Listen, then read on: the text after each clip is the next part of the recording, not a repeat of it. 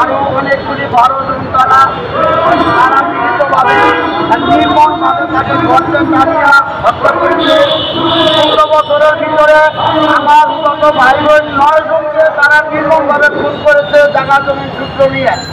আমরা প্রধানমন্ত্রীর কাছ থেকে বিচার চাই, আমাদের যেন এই তদন্ত করিয়া সত্য জিনিস কুখ্যাত করিয়া তাদেরকে বিচার করে এবং বন্ধ করা উচিত। এবং তারা আমাদেরকে বলি আমাদের সহযোগিতা করিয়া এই আসামিদেরকে ধরিয়া ফাঁসির মঞ্চে হাজির করে এক এক করে ৯টি মার্ডার করছে ১৫ বছরের ভিতরে। তারা এই দেশের শীর্ষ সন্ত্রাসী, ঢাকার বাহারে মানুষের বাড়ি ঘর লুটতরাজ করে চুরি ডাকাতি ছিনতাই একের পর এক ঘটনা। ৯টা মার্ডারের পরে আমরা কোনো বিচার পাই নাই।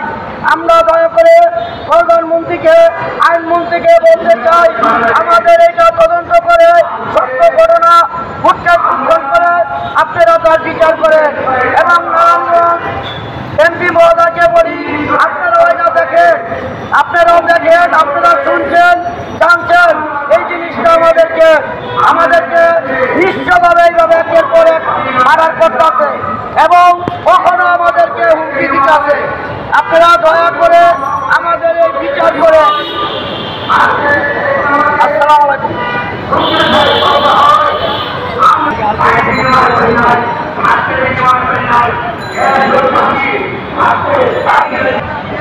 এলাকায় ২৭ নং ওয়ার্ড, তাদের একটি শেখ পরিবার ছিল, একের পর এক নিঃস্ব করে তাদেরকে হত্যা করা হয়েছিল।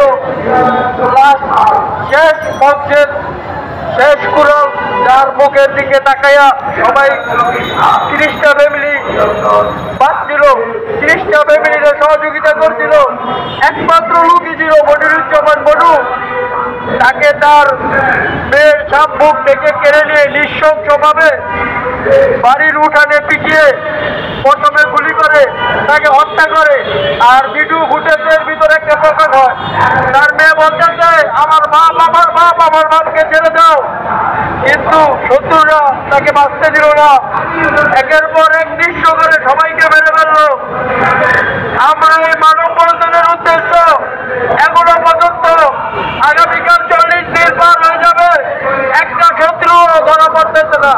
প্রকাশ্যে তারা ঘুরে বেড়াচ্ছে, পুলিশ কোনো পদক্ষেপ নিচ্ছে না, বেকার কাছে সবাই কিন্তু হয়ে গেছে।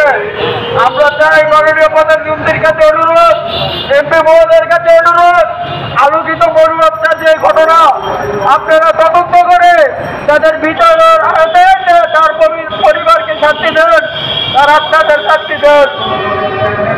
এবারে ওর বক্তব্য বলতে থাকেন।